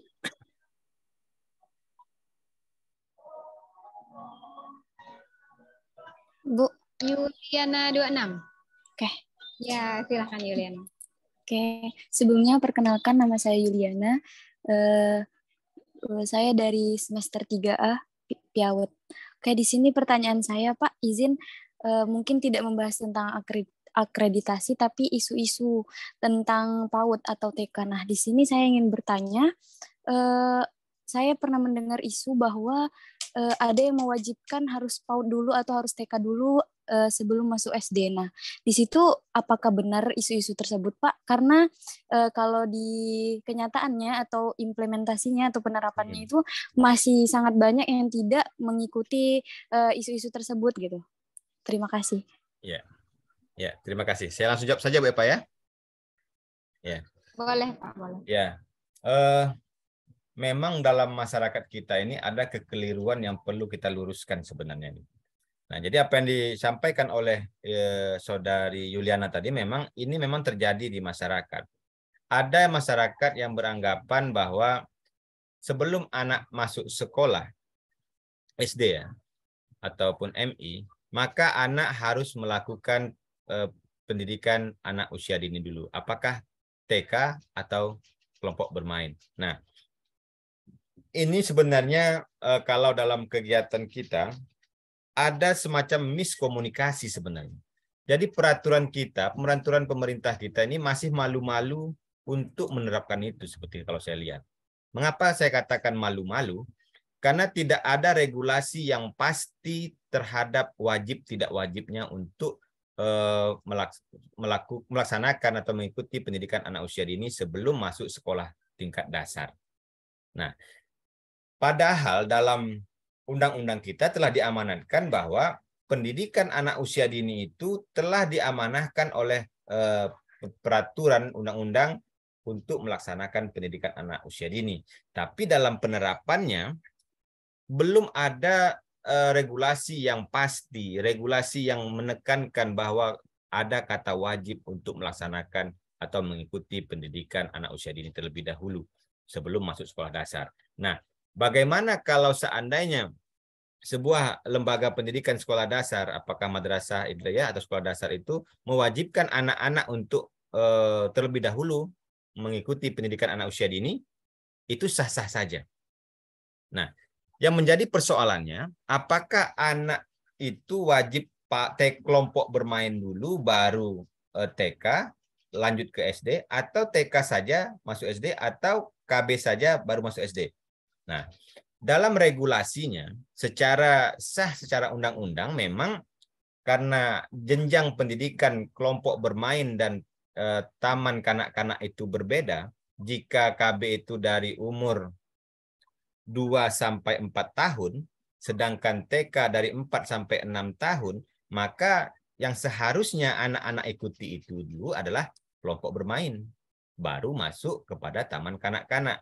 Nah, yang menjadi permasalahan kita di daerah ini, yang tidak memiliki lembaga taman kanak-kanak yang ada hanya kelompok bermainnya, otomatis anak di taman kanak-kanak ataupun jenjang usia taman kanak-kanak antara umur 4 sampai 6 tahun itu tidak ada lagi. Maka mereka akan masuk kepada kelompok bermain. Nah, di kelompok bermain ini ada juga pembagiannya. Dari umur 2 sampai 4 tahun dan dari 4 tahun sampai ke 6 tahun. Jadi itu tadi ya saya katakan tadi, ini kalau kita berkaca kepada yang telah lalu.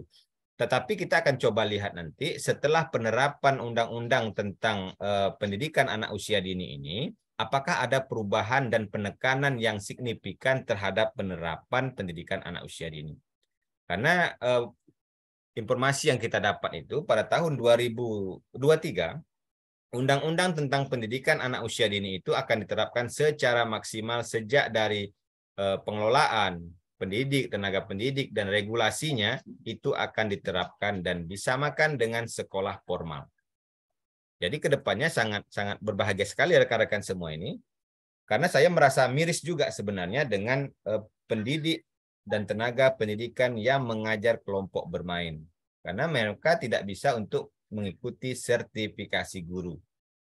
Nah, tetapi pada regulasi undang-undang terbaru, segala peraturan itu, pendidik dan tenaga pendidikan dan lembaga pendidikannya akan disamakan dengan pendidikan formal. Jadi kan sangat angin segar untuk kita semua. Jadi mudah-mudahan nanti ke depannya rekan-rekan semua cepat tamat dan bisa menjadi pendidik, bahkan kalau bisa menjadi ownernya lembaga pendidikan itu dan bisa mengikuti sertifikasi, bahkan bisa mengikuti PNS dan sebagainya. Ini kan sangat diharapkan sekali sebenarnya. Tapi kalau kita berkaca kepada pola pikir mahasiswa, kita tidak lagi menjadi guru, tapi kita berupaya bagaimana bisa memiliki sebuah lembaga pendidikan. Artinya kita bisa memberdayakan orang lain, begitu. Jadi kita punya ownernya ya. Nah, saya rasa itu. Silakan, ada yang mau tanyakan lagi? Oke, masih ada Ananda yang masih ingin bertanya. Nurjana, boleh? Ya. Baiklah, halo Bapak. Ya, halo. Nama saya Nurjana. Di sini Jana mau bertanya Pak. Tadi kan di awal ada menyinggung tentang TK atau RA yang diakui oleh negara dan yang tidak diakui oleh negara kan Pak ya? Iya, betul. Ya, di sini Jana ingin bertanya, apa dampak buruknya jika TK atau RA itu tidak diakui oleh negara? Nah, apakah TK dan RA itu masih bisa melakukan akreditasi jika tidak diakui negara? Baik, terima kasih. Oke. Ya, terima kasih Saudari Nurjana. Nah, tadi dari awal telah saya singgung itu ada lembaga pendidikan formal kita ini, ada yang statusnya diakui negara dan ada statusnya tidak diakui negara. Nah, mengapa saya katakan statusnya tidak diakui oleh negara? Karena memang kalau status yang diakui negara itu rata-rata sekolahnya adalah negeri. Sekolah yang berstatus negeri. Seperti TK negeri dan sebagainya. Jadi semua guru otomatis negeri. Dan BOP-nya, bantuan-bantuannya, mereka akan lebih mendapatkan daripada sekolah-sekolah yang swasta. Nah, ini saya katakan tadi seperti tak diakui oleh negara. Karena swasta yang pendidikan anak usia dini di kampung-kampung itu sangat miris sekali. Sejak dari sarana, prasarana, sampai SDM-nya, sampai operasionalnya pun yang ada di daerah itu sangat miris sekali.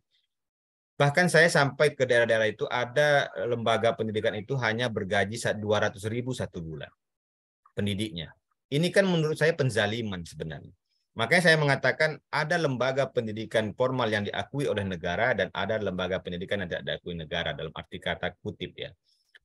Nah, kata yang dikata kutip tadi itu maksud saya adalah sekolah swasta. Nah, sedangkan sekolah yang diakui oleh negara itu adalah sekolah yang negeri.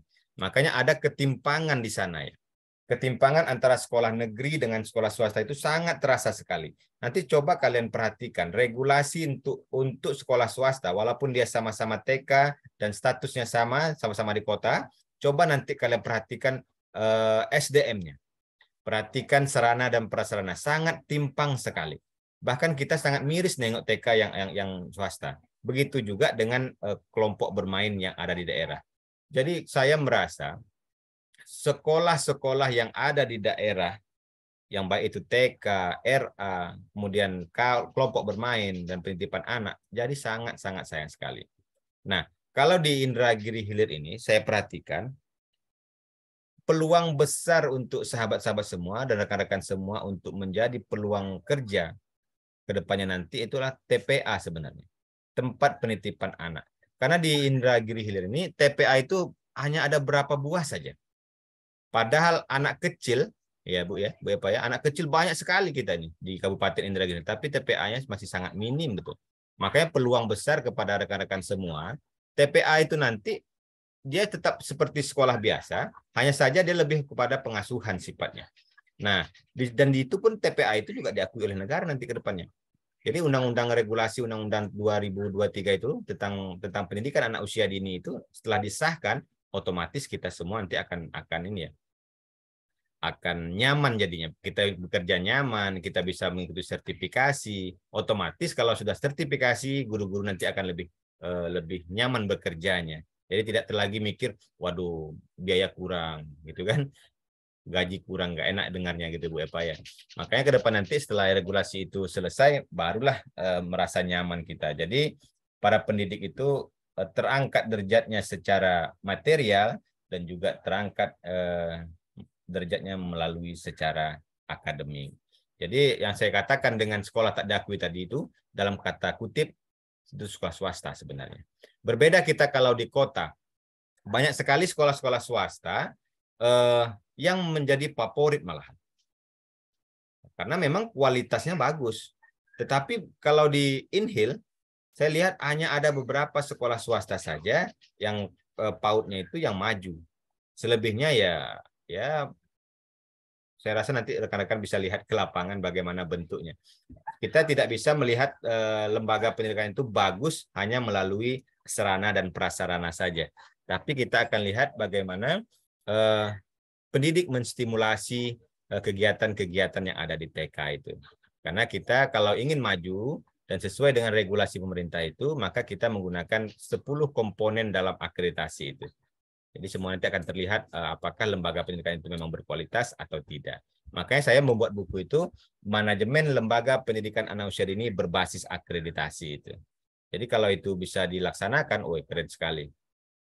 Jadi nanti silakan coba kalian ini. Ini kan ada berapa mahasiswa kita, ramai sekali, 26 ya. 26 orang. Coba nanti kaji tentang PAUD yang ada di Kabupaten Indragiri Hilir ini. Itu sangat penting sebenarnya. Jadi ketimpangan-ketimpangan itu yang harus kita perhatikan. Dan satu lagi yang ingin saya katakan, mungkin ini sebenarnya saya juga meneliti sebenarnya, tapi ini saya kasihkan dengan rekan-rekan semua. Ketimpangan yang terjadi PAUD yang ada di Indragiri Hilir. Karena di desa ada di kabupaten kita ini namanya program DMIJ satu rumah satu desa satu lembaga PAUD. Tetapi dalam satu desa ada beberapa PAUD yang didirikan oleh masyarakat tidak melalui dana program DMIJ. Ada ketimpangan sana antara lembaga pendidikan yang dikelola oleh desa melalui program DMIJ dan ada lembaga pendidikan yang dikelola oleh masyarakat. Coba perhatikan ketimpangan ini. Itu menjadi sebuah deskripsi, itu keren tuh. Jadi nanti ke depannya coba kita berikan, karena kita skripsi itu pengennya memberikan sebuah solusi agar ke depannya pemerintah kita juga memikirkan bagaimana ke depannya lembaga pendidikan anak usia dini yang ada di Kabupaten Indragiri Hilir khususnya bisa berkembang lebih maju lagi. Nah, saya rasa itu ya. Ya, silakan Mbak Eva. Baik, nah mungkin kalau dari mahasiswanya kita cukupkan ya Pak ya? Iya. Ya, mungkin dari saya Pak ada sedikit aja sebenarnya. Ya, silakan Mbak Eva. Oke, nah sebenarnya kalau untuk akreditasi itu sendiri kan Pak prosesnya panjang ya Pak ya, karena kita mempersiapkan dokumen dan sebagainya. Nah, kebanyakan mungkin di lapangan yang terjadi adalah literasi digital guru-gurunya itu tidak merata gitu. Kebanyakan nah, itu sebenarnya kalau untuk persiapan akreditasi, apalagi yang berbasis online menggunakan Sispena itu idealnya persiapannya itu kira-kira berapa lama? Ya, oke, baik Pak. Nah, berdasarkan pengalaman yang ada ini, akreditasi itu kan baru bisa kita laksanakan dan kita ajukan oleh sebuah lembaga pendidikan untuk melakukan akreditasi itu apabila operasional lembaga pendidikan telah terlaksana selama 2 tahun. Artinya, sejak dari pendirian sampai untuk pengajuan akreditasi itu, usia lembaga pendidikan kita 2 tahun dan telah menamatkan anak 2 angkatan. Nah, bagaimana kita bisa mudah untuk melaksanakan akreditasi karena kita membasiskan online, karena kita untuk mendaftar akreditasi itu menggunakan Sispena. Nah, jadi dalam sistem akreditasi itu, apapun yang kita lakukan selama 2 tahun itu, apakah kita memberikan anak-anak pengajaran melalui media saintifik, apakah kita mengajak anak-anak untuk melihat langsung ke lapangan, atau membawa hewan, tumbuhan ke dalam kelas, apakah kita ingin melihat semut yang sedang berjalan di piring, begitu ya. Itu harus kita dokumentasikan. Jadi apapun bentuk kegiatan yang ada di lembaga pendidikan selama 2 tahun kita laksanakan pembelajaran itu harus kita dokumentasikan. Apakah itu dokumentasi melalui video, apakah itu dokumentasinya melalui foto, itu silakan didokumentasikan. Karena untuk akreditasi nanti, semua kegiatan-kegiatan itu akan diminta. Nah, walaupun memang pada saat kita melaksanakan visitasi ke lapangan, melihat perform dari guru dalam melaksanakan pembelajaran, itu yang akan kita utamakan. Tetapi terkadang dalam 26 butir, sebenarnya kan Sispena itu 10 komponen. Kemudian dalam 10 komponen itu terdapat 26 butir. Nah, dari 26 butir itu terdapat 96 item yang harus dilengkapi oleh lembaga pendidikan. Makanya tadi kalau seandainya pada saat visitasi itu saja lembaga menyediakan dokumen atau memperlihatkan atau menstimulasikan kepada anak sebanyak 96 item itu tidak akan terlaksana. Makanya para pendidik dan tenaga pendidikan untuk mempersiapkan akreditasi agar lebih mudah dan lebih nyaman, agar pada saat pelaksanaan visitasi, maka dari 2 tahun itu kumpulkanlah dokumen-dokumen itu. Jadi apapun bentuk kegiatan, apakah itu sifatnya internal ataupun eksternal, apakah kita mengajak anak-anak kolam renang dan sebagainya, atau berbicara menggunakan bahasa daerah atau berhitung menggunakan bahasa daerah, maka itu didokumentasikan. Ada hal yang bisa kita dokumentasikan melalui video dan ada juga dokumen yang bisa kita lakukan melalui foto. Jadi harus ini ya, harus di save lah, disimpan. Nah, agar dokumen-dokumen kalian itu tidak hilang selama 2 tahun, maka silakan saja nanti di save di Google Drive dan sebagainya. Dan kalau saya sarankan itu memang sebuah lembaga pendidikan, apapun bentuk kegiatannya, terkadang kita harus menggunakan media elektronik ya. Apakah itu Facebook, apakah itu WA, apakah Instagram, YouTube, TikTok, dan sebagainya. Silakan digunakan saja. Selain kita untuk mendokumentasikan ataupun menyimpan dokumen-dokumen pelaksanaan pembelajaran selama 2 tahun, kita juga bisa untuk mempromosikan lembaga pendidikan. Karena semakin banyak kita posting lembaga pendidikan kita, otomatis akan semakin banyak masyarakat yang melihat dan akan semakin banyak masyarakat yang minat dengan lembaga pendidikan. Selain itu pula, kreativitas pendidik akan diketahui oleh orang banyak. Dan siapa tahu, dengan kita kreatifnya menjadi seorang guru pendidikan anak usia dini, kita akan menjadi, ya kalau kita masukkan ke YouTube, maka kita menjadi YouTuber. Kalau kita masukkan kepada TikTok, mungkin jadi TikToker, dan bahkan mungkin kita jadi Instagram. Dan siapa tahu juga nasib kita bagus, kita akan menjadi duta pendidikan anak usia dini. Kan keren tuh. Jadi setiap dokumen itu memang harus kita promosikan. Selain kita mempromosikan diri sendiri, dan kita juga mempromosikan lembaga pendidikan kita. Jadi pada saat akreditasi itu sangat mudah sekali. Jadi pada saat kita ingin melaksanakan akreditasi, kita tinggal share saja, dan kita klik Sispena, dan kita upload. Jadi selesai. Jadi segampang itu. Jadi saya rasa itu, Bu Eva. Baik, terima kasih Pak. Nah, kemarin mahasiswa ini juga sempat saya berikan tugas untuk memberikan pendampingan untuk membuat video promosi sekolah-sekolah, apalagi sekolah yang baru. Jadi mungkin salah satu promosi kami juga dari saya bahwasanya karena gini Pak, kadang eksistensi mahasiswi atau prodi kami itu sendiri di sebelahan itu juga masih kurang gitu. Jadi itu salah satu langkahnya. Karena untuk prodi sendiri juga tahun depan udah akan mulai akreditasi. Baik, nah sudah 2 jam ya Pak ya kita sama-sama di luar biasa ini Bu.